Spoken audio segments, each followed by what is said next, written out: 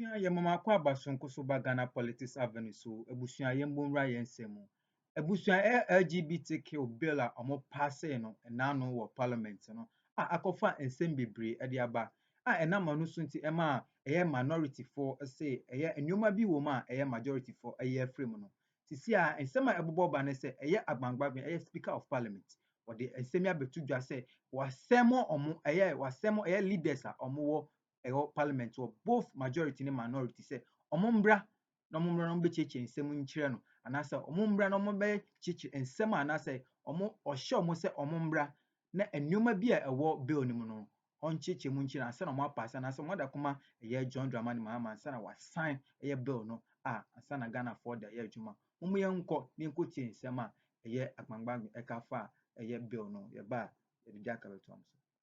Earlier today as well. But let's start off from what the Speaker of Parliament, Right Honourable Abansumana Babgin, said, that he was surprised at the speed by which the Human Sexual Rights and Family Values Bill was passed by Parliament on Friday.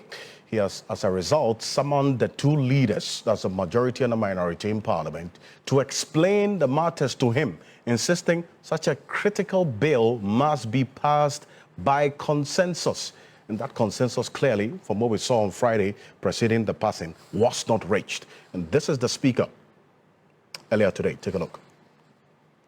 You know the copious instruments and laws on human rights.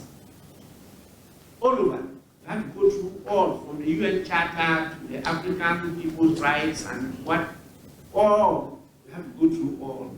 Then we have also our development partners who have a lot of contribution to make. We had the United Nations coming in with proposals, some memo and everything. We as Ghanaians also have to dig deeper into our cultures, our customs, our values before we came out with what was passed on Friday. And in fact, when it was passed on Friday, it was even a surprise to me. Because I know that we're going to start the consideration of the bill. And that was the instructions I left before I went to attend to other activities. It was Friday, and members wanted to go home early to their constituencies, the one we're going to see today. And so I knew they wouldn't have completed it. But all of a sudden, I read about this passage. I reacted. And later, I saw on TV all the things that happened. And so this evening, I have asked the leaders to meet me in my office. So they will be here for us to go through it. This is such a critical bill that we believe there must be consensus. But it's not about passing bill. It's about implementing it and making sure that it benefits the people. Well, so that's the Speaker of Parliament there. He didn't preside over the business of the House on Friday. His deputy, the first Deputy Speaker, Honourable Bernard Ahenfo, did preside over the business of the House. But he raises questions about surprise and the lack of consensus, and the fact that this is not about just passing the bill, it's about the implementation of it. What is the Speaker seeing that probably may have lost out on the members of Parliament who were in Parliament, who went through this process, and the first Deputy Speaker of Parliament as well on Friday? Well, the President, John Mahama, also has stated that the Human Sexual Rights and Family Values Bill passed by Parliament is not yet ready for presidential action, noting that the process still has some way to go. I was speaking at Chatham House in London earlier today, explaining that concerns have been raised regarding the bill's passage, particularly issues related to quorum and procedural compliance during parliamentary proceedings. So it just flows through from what the Speaker of Parliament was saying. And now you understand the context of the President's statement, having listened to what the Speaker said. But we're going to play the President's that part of that interview for you to understand why he made that comment, taking into consideration what the Speaker has said and what happened on Friday. Take a look. Parliament has been considering it, and it was supposed to have been passed last week. There have been a few issues raised. One, that there wasn't quorum when it was passed. That's an issue that has come up. And then two, there were some procedural lapses in terms of its passage. I just got some communication that the Speaker was reading a statement to address the issue of the lapses in the passage of the bill. And so, like I said, when I was the opposition leader, the President has a number of options in this matter. It must come for assent. And so once the President gets it, you go through it because you are not part of the discussion in Parliament. And so the legal representative, the legal counsel in the Presidency and the Attorney General would sit on it because it was a private member's motion. Right. This was not a government bill. And so we'll look at it and make sure that everything is in order before the President is advised to assent. The President has another option if there are some things that he thinks are a problem. He can refer to the Council of State for advice. The Council of State is an advisory body to the President, and so they will take a look at it, and then they will advise the President. And if there are issues, substantial issues that are raised, the President would return the bill to Parliament, indicating exactly what the issues are. And so there's still quite a while to go before that bill becomes law. Well, so that's the President there. He outlines further a number of things that could happen, even if the bill is transmitted to him. Remember, in the first instance, the bill could not even be transmitted to the Presidency because of the position that the former President Abraham Akufo-Addo took through that letter from the Executive Secretary to the President, Nana Asante-Bediu, to Parliament, the 8th Parliament at the time. Well, now President Mahama is giving options of what could possibly happen in the coming days. Even if this bill makes its way to Parliament, he has a legal team who have to look at it. And then the second leg of having the Council of State look at it if there are still concerns. But even before all of this, the President said earlier, the minority caucus in Parliament also accused government and the NDC of weakening the Human Sexual Rights and Family Values Bill through the extensive amendments before its passage last Friday. That's the Asin South Member of Parliament, who was also a sponsor of this bill, Reverend John Ntim-Fojo, addressing the press earlier today. Take a look. Promotion of and advocacy for activities prohibited under this act. This is the main thrust of the object of the bill. This is what we don't have in any part of our existing laws for which this bill came about. Clause 2 says that nobody should promote any such things. Don't do things that will entice, advocate for, and make it enticing, incentivize, advertise, campaign for it. Don't do it. But they say that no, insert this immunity. This is an immunity clause. You are lifting them above the law and saying that if you are within these categories, you can do anything that promotes LGBT, that advocates for LGBT, supports and sponsors LGBT, enables LGBT, and just by virtue that you fall within these categories, as for you, you are above the law, you should be exempted. Oh, that's Reverend John Ntim-Fojo there, and a number of reactions, in fact, a flood of opinions have been flowing through since these three, incidents happened today. The minorities press conference, the Speaker's statement on what happened on Friday, and also the President's interview. Here's where I bring in one of the supporters of this particular bill, in terms of the CSOs that supported this anti-LGBTQ plus bill and are still supporting it. Adam Senano is the president of the Advocates for Christ. That's another hat that he wears.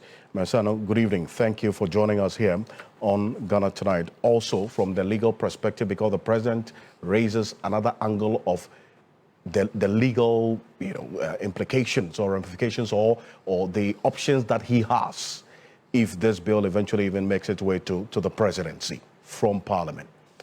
Martin Pebble is private legal practitioner, joining us on Zoom as well. Gentlemen, good evening. Martin Pebble, can you hear us? Good evening, Mr. Okansi.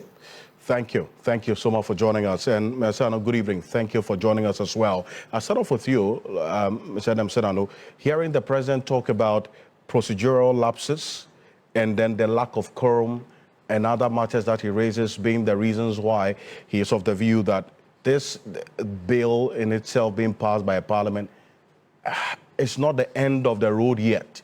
That even if it comes to the presidency, there are other options that he can take if there are still issues with this particular bill that has been passed by Parliament. I want to find out your thoughts about hearing what the President said and what the Speaker of Parliament said as well today. Well, it's a bit surprising. I mean, Parliament is a space of records, and typically, they pay attention to the details. So it's a bit surprising to hear that there appears to have been some gaps. However, I am delighted to note that they are making efforts to pay attention to the detail so that there are no procedural lapses that eventually crop up, and therefore you then raise more reasons why people want to push against it or go to court, etc. I think that there's no need to rush. So much time and effort has already gone into this that if there are a number of things, and when I looked at it, I have some questions on one or two of the exemptions on the clause 9 part of it. So I think it's a good thing that they are taking a second look at it. Otherwise, I would have expected that the president under Article 106 would identify some of these weaknesses and send it back to Parliament. Right, and Martin Pebble, your thoughts as well on this latest development regarding what the president has said, which you have heard, and then also what the speaker has said about his surprise of learning that this bill was passed by Parliament.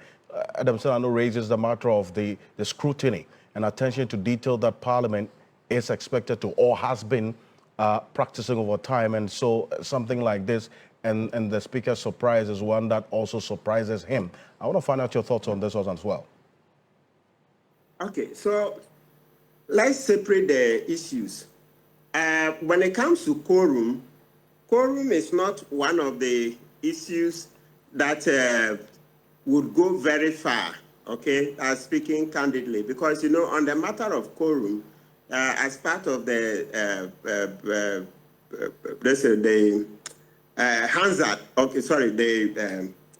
rules in Parliament, okay, as part of the rules, what they will tell you is that you raise quorum before the vote.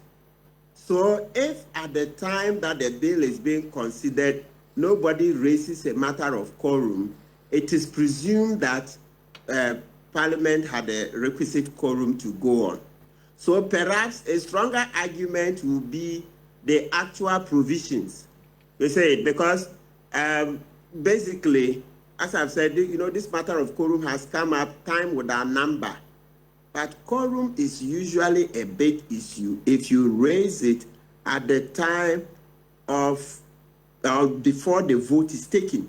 So that's how come you hear there is division, etc. Then they will bring in the marshals. Then they will say, okay, division. So those who are in favor, then those who are against, then they will do a proper vote, etc. But once that's not been done, I fail to see what quorum will be doing at this stage. Of course, but there's also, yes, so that's a real challenge. So perhaps a stronger argument would be, okay, but, well, we know Parliament is master of its own procedures, but if perhaps for the first time they themselves want to accept that they weren't properly correct, and so they want to throw. In fact, I've also been listening to the Majority Chief Whip, Nelson Ross Davenport, who says they actually had quorum, and that the votes and proceedings were corrected today to reflect the fact that they had quorum. So, yeah. That is it. That's it. You see, I said it. The Rules of Parliament, that book, I want to remember the name of the book. You see that rules, when you read through, and this is not the first time quorum is being raised, and they'll always tell you that it's before the vote is taken. So it's like how we say usually before a couple marry, though it doesn't apply all the time, but they'll say, hey, if anybody has anything against this marriage, the person should say so now, or forever hold your peace. Or forever hold your peace. Of course, when you come into law, you know that it's not forever hold your peace. If later you find grounds that the marriage is not well, there's what you call celebrated, it can be annulled. But I'm just showing that common example. So quorum, I'm happy that Afenyo mentioned it. That doesn't go far.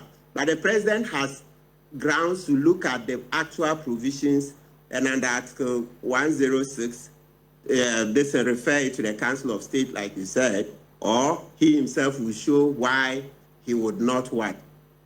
Assent to it. That's within 7 days after he has received it. Article 106 says that within 7 days after he has received it, he will send a message to Parliament, the Speaker, to show whether he will sign or he would not, or whether he would send it to the Council of State. So perhaps if he wants more time to look at it, it's refreshing to hear that even Adam Saranu, who have baying for the blood of Parliament, that it should be passed, now say that the president should take his time. Yeah, so and let's not forget the way we've been doing it. When you read the bill, okay, the memorandum to the bill, you see that, look, even the National House of Chiefs said that, look, our society abhors gay, LGBTQ, etc., but they are calling on citizens to desist from harassing these people. The National House of Chiefs says they are calling on citizens to desist from intimidating gays. The National House of Chiefs says they are calling on citizens to desist from lynching them, etc. You name them. So if we've come this far, why not? If we have to wait for the president to scrutinize it further, sure. I mean, it's all within law.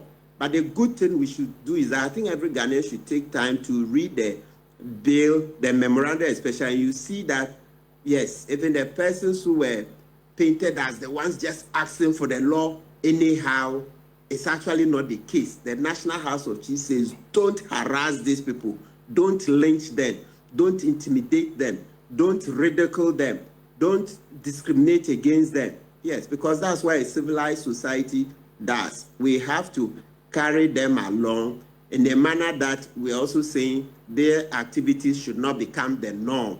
The main thing is that we don't want them flouting it on radio, TV, etc., in order to lure our young ones. I think that's the main purpose of the bill. You don't want an exponential growth in LGBTQ activities, so that people who are not even naturally inclined to be LGBTQ would then copy such lifestyles. I think that's what the National House of Chiefs is trying to stop, the Catholic Bishops' Conference, etc. But these powerful bodies, these gatekeepers, these leaders in our culture, etc., have not said they want LGBTQ people to be lynched, to be harassed, to be ridiculed, etc. And I think that's the message we should carry across. I see, and as Adam said, so that much Bible references the point that you make, that to the extent that this bill, in terms of its deliberations, has come so far, maybe this development is viewed in some sort of a good development of a sort to ensure that the right things are done, so that when the bill is eventually assented to, it will not be subject to litigation in itself. Absolutely. I commend Parliament for, taking this up, being able to process it, probably in a certain sense, even faster than I thought they would do at this stage. And perhaps it's because they have dealt with it in the past, because usually consideration is not just, it's not that quick. But having looked at what has gone into the changes, the exemptions in particular, I think that one or two of them need tightening. Otherwise, it provides a lacuna that will be exploited by certain persons, and what we want to achieve would be, undermined.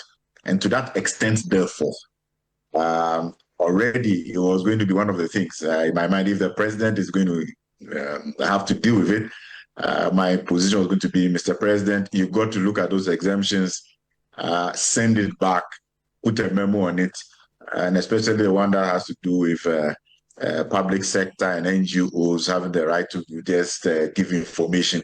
I thought that didn't have a constructive purpose. It was likely to just undermine why we set out to do this law in the first place. I see, but Lawyer Matikbebo, if we have to, satisfy all the concerns and, ensure extensive consensus, then some say this bill may never be passed because the nature of this bill in itself evokes some controversy, okay? And there will definitely be some divergent views no matter how much you seek consensus. So at some point, you would have to go beyond achieving consensus to get this bill passed, if there's commitment, is it not? Absolutely right. Yes. When Speaker of Parliament, I found Agbangba Mide to Efa LGBTQ plus bill both minority and majority omo pass or Parliament. Wasema almost say omombra no mbecheche munchia no. Yada must say unsubscribe and unsubscribe no why notification bell no so the Biba political headline so na ya share the amam. Yada must